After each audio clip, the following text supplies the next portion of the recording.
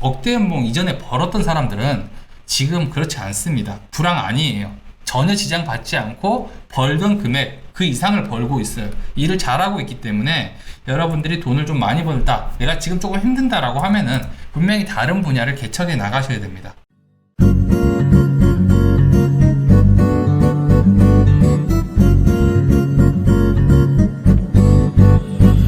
이번 주제는 억대 연봉을 버는 중개사에 대한 내용을 좀 얘기를 해보려고 하는데요. 부동산에 좀 관심이 있으시는 분들이나 시작하려고 하시는 분들은 이 질문 되게 많이 하거든요.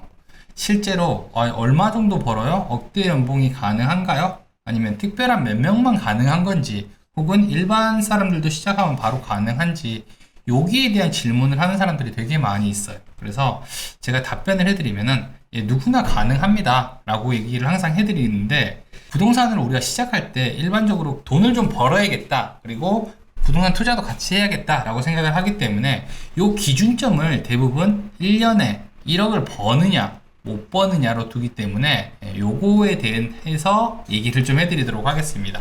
공인중개사라는 직업은요, 억대 연봉을 벌기에 좋은 업종이 맞는 것 같아요. 실제로 다른 중개사들이 얼마를 버는지 저는 정확하게 모릅니다. 왜냐면 중개사들은 얼마를 버는지 정확하게 얘기는 안 해요. 항상 뭐 물어보면은 이런 얘기들을 되게 많이 하거든요. 내가 저 건물 사줬다.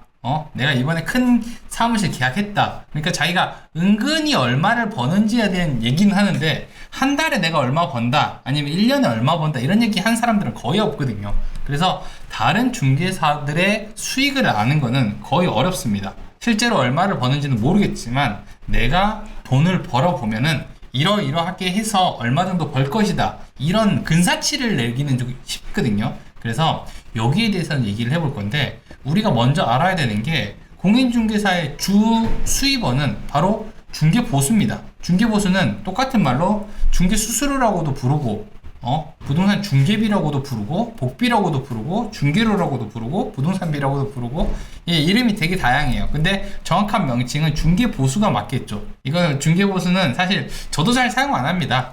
중개수수료라고 많이 부르는데 보수가 맞는 거죠. 그래서 수입원을 좀 계산을 해보면은, 내가 원룸을 중개한다라고 생각을 해볼게요. 그러면은 보증금 2천만 원에 60만 원, 월세 60만 원을 기준으로 하면은 중개보수가 한 30만 원 정도 나와요. 그리고 이게 만약 양타다라고 하면은 60만 원 정도가 되는 거죠. 그러니까 이 60만 원 정도의 계약을 내가 일주일에 한 4건 정도 쓴다라고 하면은, 이게 일반적으로 이 정도 쓰는 사람들이 많이 있어요. 근데 한 달로 치면 총 16건이니까 이제 한 960만 원 정도 되고, 1년 되면은 한 1억 1,500 정도 되는데, 사실 제가 아까 전에 일주일에 4건, 5건 쓴 사람들은 많이 있다라고 얘기했잖아요. 근데 한 달에 16건 쓴 사람들은 별로 없습니다. 보통 잘한다의 기준이 한 15건이에요. 내가 좀 쓴다 라고 하면은 한 달에 한 15건 정도에서, 진짜 많이 쓴다라고 하면은 한 20건 정도 쓰면은 진짜 잘하는 중개사들이거든요.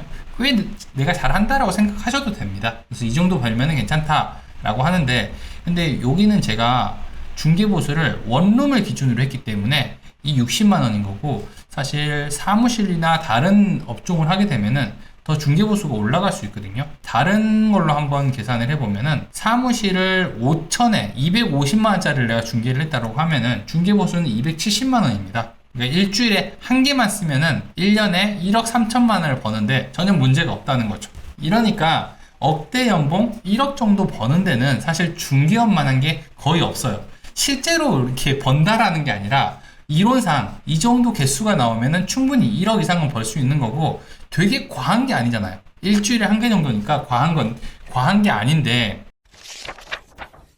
여기서 문제가 꾸준히 1년 동안 꾸준히 하는 사람들이 별로 없다는 거예요. 흔들리거든요. 흔들리는 것도 있고, 약간 자만심도 있고, 그렇게 되면은 또 안 나오는 경우는 되게 많기 때문에, 이럴 때는 어떻게 해야 되냐면은, 보통 제가 아까 얘기한 것처럼 원룸에서 이렇게 중개보수를 많이 내는 건 어렵습니다. 거의 불가능하다라고 생각을 하셔도 돼요. 근데 다른 거를 섞게 되면 어떻게 될까? 처음에 일을 할 때는 당연히 내가 잘하는 거, 하기 쉬운 쪽으로 가는 게 맞습니다. 근데 시간이 지나고 나면요, 했던 일들은 굉장히 쉬워지기 때문에 이렇게 하시면 돼요. 내가 원룸을 잘하고 있다라고 하면은 조금 더 잘할 수 있는 분야들을 계속 넓혀나가는 거죠. 자, 여기는 사무실을 얘기했는데, 상가가 되는 경우도 있고요. 혹은 아파트가 되는 경우도 있고 매매가 되는 경우도 있습니다. 수입원을 좀 다양하게 하게 되면은 이런 일이 생긴다는 거죠. 내가 원룸을 이번 주에 하나밖에 못 썼어요. 근데 여기 사무실이 하나 계약이 되면은 자 270만 원이 들어오니까 오히려 수입이 늘어나는 거고, 만약에 내가 이번 달에 좀 계약을 못 했어요. 근데 1년에 중개를 하다 보면 1년 정도 일을 하게 되면요, 한두 번 정도는 기회가 옵니다. 반드시 한두 번 정도는 오는데, 이게 뭐냐면은 10억 이상 되는 매매건이라든지 작은 꼬마 빌딩 아니면 빌라 건물, 이런 게 항상 기회가 오기 때문에 요 기회를 합치게 되면은 사실 중개 보수로 1억을 버는 거는 그렇게 어려운 일은 아니라는 거죠.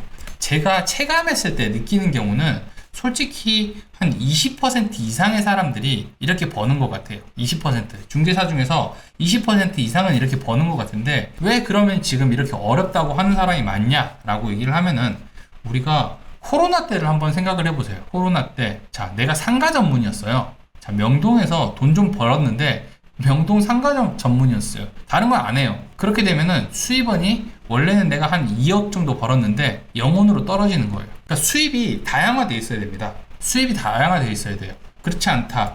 요즘 생각을 해볼게요. 내가 아파트 매매를 전문적으로 하고 있는 사람이라 그러면은 지금은 거의 거래 건수가 없잖아요. 그러면은 수입이 아예 없겠다라고 생각을 할 수 있는 거죠. 그래서 억대 연봉을 버는 사람들은 사실 하나의 특출나게 잘하시는 분들도 분명히 돼요. 근데 위기에 대처할 수가 없다 이 말이죠. 그러니까 억대 연봉을 하려고 그러면은 사실 수입을 여러 군데로 좀 다양화 시켜야 됩니다. 물론 내가 주특기가 하나 있어야 되겠죠. 이걸 잘하면서도 계속 올려줘야 됩니다. 그러니까 뭐 제가 얘기했던 6개의 지갑 이런 것들도 괜찮고요. 여러분들이 시간이 남을 때마다 이런 수입이 어떤 게 될 건지에 대한 고민을 좀 해보시면은 충분히 억대 연봉 정도 벌 수 있는 중개사가 될 거예요. 그러니까 1등 할 필요가 없어요. 중개업에서는 제가 1억 연봉 버는 게 좀 쉽다라고 얘기한 게 1등을 할 필요가 전혀 없습니다. 한 13등만 해도 돼요. 네, 13등만 해도 돼요. 내가 매매에서 13등이고 상가에서 18등이고 막 이렇게 해도 상관없어요. 그러니까 여러 개가 있으면은 충분히 억대 연봉을 벌 수 있기 때문에 중개업은 억대 연봉 버는데 정말 특화되어 있다라고 생각하면 됩니다. 계속 늘릴 수 있는 분야가 굉장히 많이 있어요. 사실 자기 주특기만 제대로 하고 있는 사람들이고요. 억대 연봉 이전에 벌었던 사람들은 지금 그렇지 않습니다. 불황 아니에요. 전혀 지장 받지 않고 벌던 금액 그 이상을 벌고 있어요. 일을 잘하고 있기 때문에 여러분들이 돈을 좀 많이 벌다, 내가 지금 조금 힘든다라고 하면은 분명히 다른 분야를 개척해 나가셔야 됩니다. 지금 대부분 사람들이 힘들지만 억대 연봉을 벌고 있는 사람들은 점점 더 많은 수입을 벌고 있습니다.